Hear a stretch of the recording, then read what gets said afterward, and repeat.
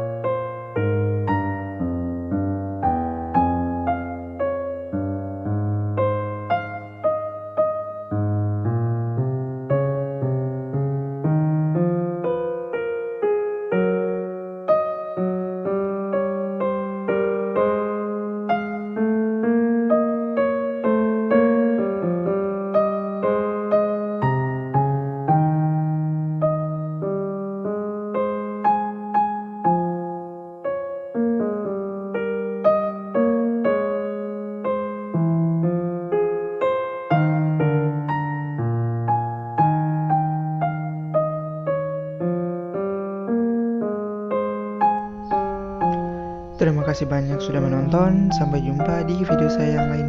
Bye.